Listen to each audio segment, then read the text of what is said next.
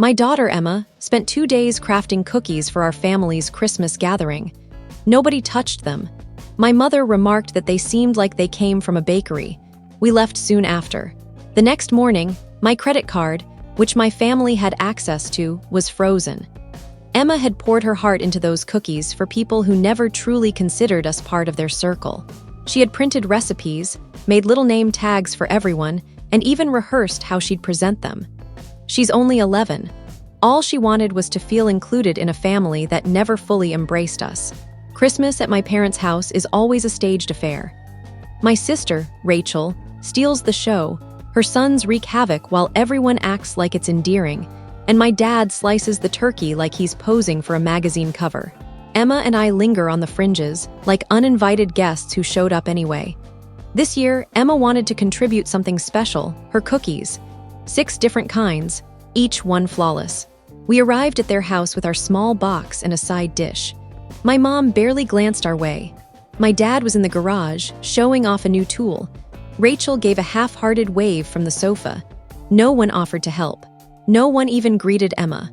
She placed the box near the other food, her name tag still attached.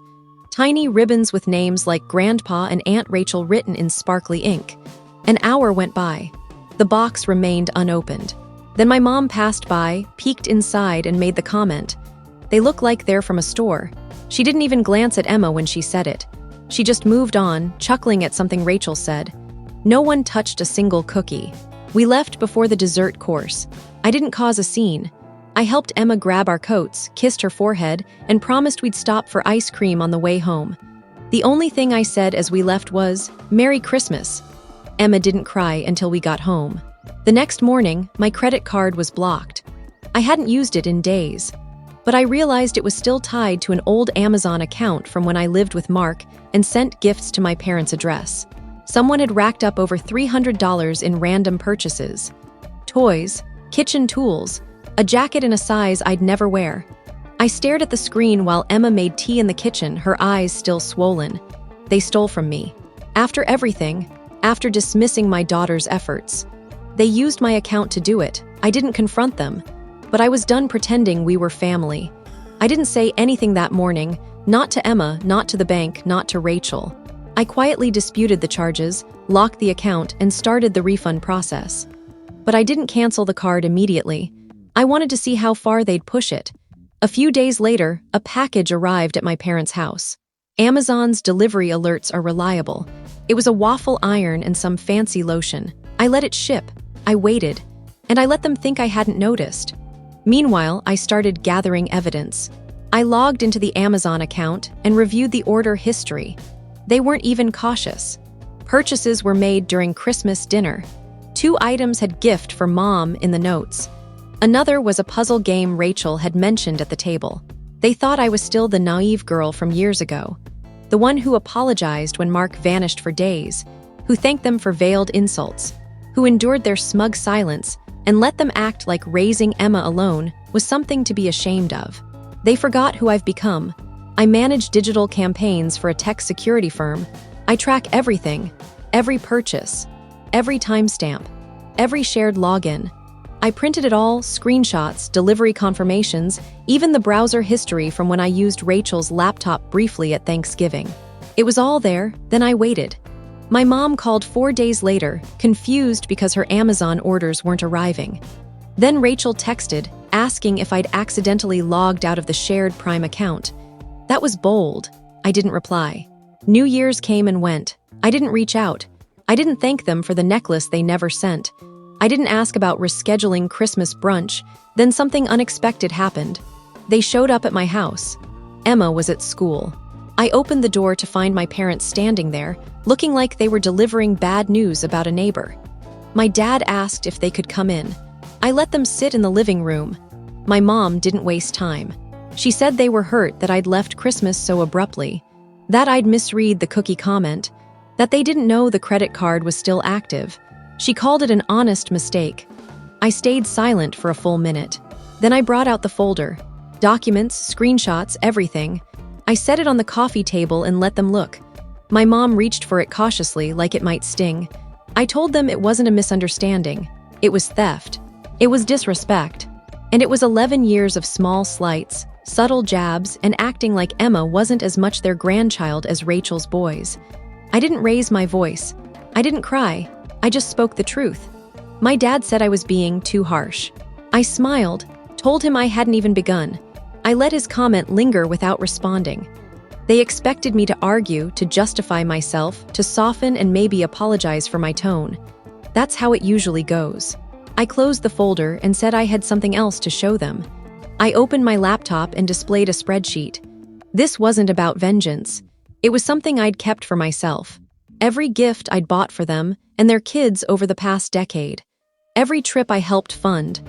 Every time Rachel called about a crisis, like her broken heater, needing $600 until payday. Every Christmas dinner I covered when my mom forgot her purse. It was all there. I wasn't being spiteful. I was being precise. The total was over $11,000. My mom looked like she'd choked on something. My dad tried to brush it off, saying money shouldn't matter in families. That's when I leaned forward. I told them Emma and I weren't really part of their family. Not truly. We were convenient, tolerated when it suited them. They never stood up for us, never celebrated her, never made space for her. I said I'd never asked for a dime back. But I was done acting like we owed them anything. My mom asked if I was really cutting them off over some cookies. I didn't answer. I pointed to the calendar on the wall. Valentine's Day was approaching. Every year, Emma makes cards for the family. I said there wouldn't be any this year, or likely next year either. They started to leave. My mom said they'd give me space. My dad mumbled something about not letting this ruin everything. Before they reached the door, I told them they'd need to sort out the Amazon issue themselves. I'd changed every password and removed the backup card. Then I said something that stopped them cold. I told them Emma heard everything. On Christmas, the cookie remark, the laughter, the silence when we left, she knew exactly how they felt. She knew they hadn't touched her cookies. And yet that morning she asked if she could try again next year, just to give them another chance. My mom's expression wavered. I told them I'd said no. 2 weeks later, Rachel called. Not a text, not an email. A real phone call which told me something was brewing. She started with her usual tone, half friendly, half condescending. Said she'd heard from our parents that things got out of hand, that I was clearly struggling. I let her talk. She tried to sound sympathetic, but I caught the irritation. She was annoyed I hadn't come crawling back. Then she said something that made me pause. She said Mom had cried, that she felt misunderstood and heartbroken over Emma's reaction, that Dad felt disrespected, and that if I wanted to bring Emma over next Sunday, they'd all be there to talk it out, like it was a family meeting. I said I'd consider it. She was surprised I didn't refuse outright. Sunday morning, I told Emma we were going somewhere. I didn't tell her where until we pulled up to their house. She stared at the door for a long moment. Inside, it was the usual scene. My dad in his armchair, my mom pretending to read, Rachel setting out snacks like she was hosting a negotiation. They all looked uneasy. No one said hello right away. Emma stayed close to me. My mom stood, arms open, like she was about to deliver a grand apology. But I stopped her. I said we weren't here for forgiveness. I told them I needed them to understand that Emma and I weren't decorations they could pull out for holidays, that their attitude over the past decade wasn't subtle, and that Emma, even at 11, felt it every time they overlooked her or dismissed her efforts. Rachel tried to interrupt, but I kept going. I laid it all out. How they treated Mark like the victim after our divorce, how I was constantly reminded I'd changed, how Emma was always treated like an outsider. Then I told them what would change. No more shared holidays unless they were mutual. No more last-minute invites. No more favors. No more forgotten birthdays. Emma and I would create our own traditions, and they could join or not, but it would be on our terms. Rachel asked if I was punishing them. I said no. I said I was teaching them, because clearly they didn't understand how a real family functions. Then I said one last thing just for Emma. I told them they owed her a real apology, not the kind adults give to smooth things over. A genuine one. Because if an 11-year-old can spend 2 days making something heartfelt for people who treat her like an afterthought, the least they could do is face the shame they'd earned. Emma stood taller behind me. For the first time in years, no one had a response. We didn't stay for the snacks. I wasn't there to pretend everything was fine, and Emma clearly wasn't interested in watching them act like nothing had happened. As we were leaving, my mom spoke. She looked at Emma, not me. She said she was sorry. That she didn't mean the cookie comment the way it sounded. That the cookies were beautiful and she should have said so. That she should have tried one. Emma stood there, unsure, like she wanted to believe it but was afraid to hope too much. Then my dad spoke. He said they hadn't realized how distant they'd been. That maybe they'd been cold because of the divorce, and they were sorry for holding onto old grudges. He said he was proud of me.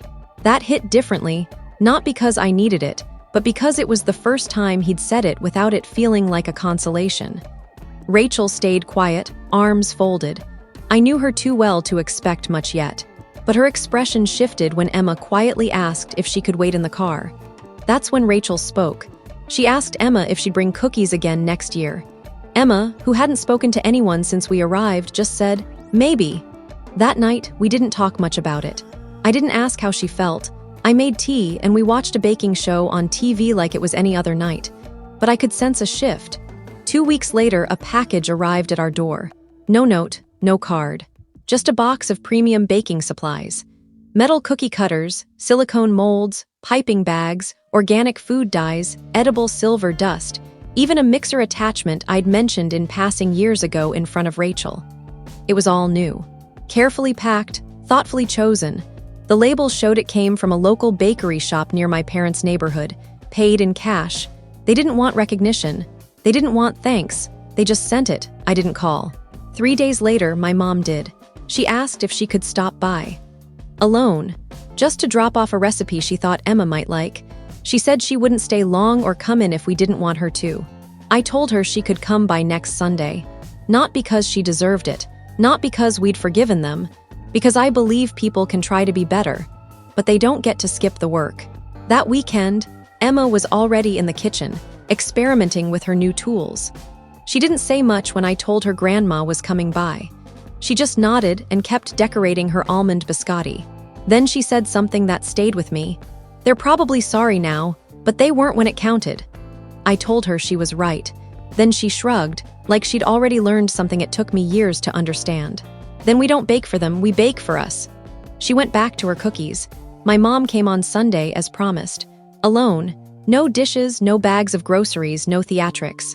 Just an old recipe card and a tin of candied lemon peels. She stood on the porch until I invited her in. Emma stayed in the kitchen, arranging cookies on a tray. She didn't look up. My mom glanced around, visibly nervous. She placed the card on the counter and said she used to make those cookies with her own mother. Then she asked if Emma wanted to try them someday.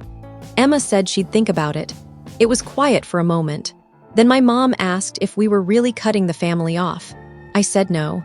We weren't cutting anyone off. We were just done waiting for them to treat us properly. From now on, invitations would go both ways, so would the effort. They could be part of our lives, but not above it. No more acting like they were doing us a favor by tolerating us. No more being treated like relics of my past with Mark. She asked if we were still angry. I said we weren't angry anymore. That was done. We were just aware now. She looked at her hands, then said something unexpected. She admitted she never liked Mark. That she thought I'd messed up by being with him and let that affect how she treated Emma. That it wasn't right. She wasn't asking for instant forgiveness. She just wanted a chance to do better. It was the most honest thing she'd said in years. I told her we weren't here to be anyone's redemption project. If she wanted to be in Emma's life, she'd show up for real. Not for holidays, not for guilt for her. She nodded. When she left, she didn't hug me. She didn't ask to take anything home. She just said thank you. Later that night, Emma asked if this meant things were fixed. I said no. I said it meant the rules had changed. The next few months were calm, no forced visits, no tense dinners, but things slowly started to shift. My dad dropped off an old woodworking kit he thought Emma could use for cookie molds. Rachel sent a birthday card without her usual snarky tone. My mom called just to ask about Emma's history project. No money. No big gestures. And that was okay. Emma didn't expect them to be perfect. She just wanted them to stop acting like she only mattered when it was convenient. One evening, while we were decorating orange cookies, she asked if this was what a real family felt like. I said no. This was better, Because this family, we made it ourselves. And no one gets to take credit for that but her. The update, we were settling into a new rhythm. No more cold shoulders, no more pretending. It wasn't perfect, but it was real. That was enough. Then, in early April, something odd happened. Emma got a letter, not a card, not a text. A handwritten letter addressed to her in handwriting I didn't recognize. She opened it while I was clearing the dinner table. It was from Rachel's oldest son, Ethan, the one who once spilled juice on Emma's sketch at Thanksgiving and called it a mistake. The one who barely noticed her unless it was to tease her about her clothes. Inside was a short note and a hand-drawn flyer. He was starting a school project for volunteer credit, putting together care packages for local shelters. He asked if Emma wanted to help with the baked goods. He wrote that he remembered her Christmas cookies, though no one ate them, and thought she'd be great at it. No mockery, no teasing, just sincere, like he saw her. She didn't say anything at first, just read it twice. Then handed it to me without a word. We looked at each other, both wondering if this was genuine or another test. She asked if she should do it. I said it was her choice. The next morning, she said she'd help, but with a condition. She wanted Ethan to come over and bake with her first, not just hand her the work.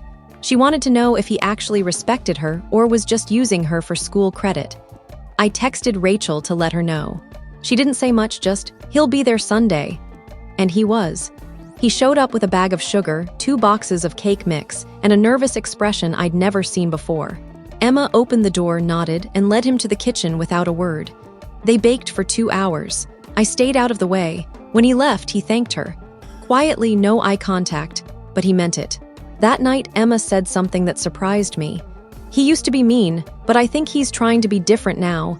I asked if she forgave him. She shrugged.